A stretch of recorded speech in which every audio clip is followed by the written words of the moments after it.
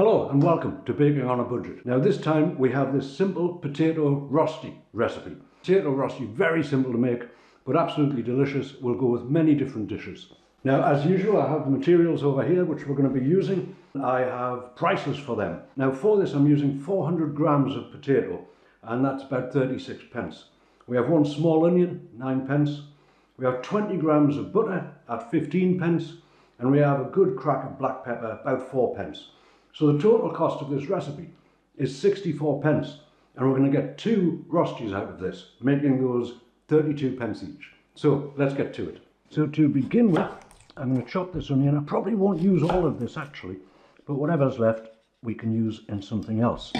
This is just to flavour it. I do believe a traditional rosti wouldn't have the onion. I believe it's just the potato seasoned and a little butter.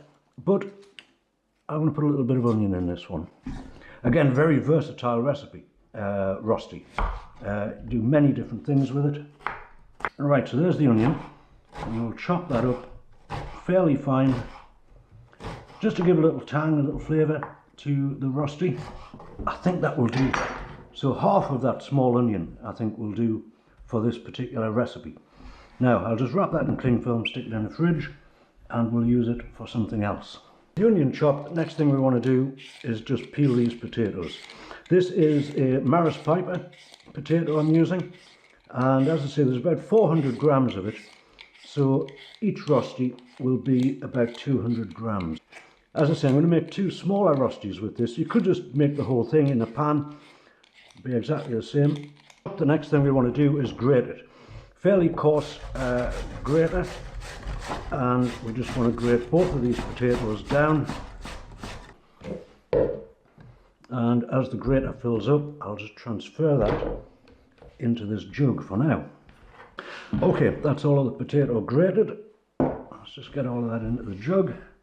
Now the thing with this is there's quite a lot of water and starch in there, so we're going to take that out first. And to get the water and starch out of there, what we're going to do is just take a handful of that and squeeze it out. Okay, and that being that, clean the bowl out. We're just going to pop that back in the bowl, and we'll put the onion in there along with it. And we just want to combine that, mix it all together. So we want in there a good crack of this black pepper. There we are. Salt to taste. I've just melted about half of the amount of butter in this pan. I'm going to pour that in with the potatoes and onion, mix it in. Now, as I say, many different ways you can do this. You could just put all of that in a pan and flatten it down, a frying pan, and make one large rosti. What I have is these 2 circles, and what I'm going to do is just fill them up with the potato and onion mixture.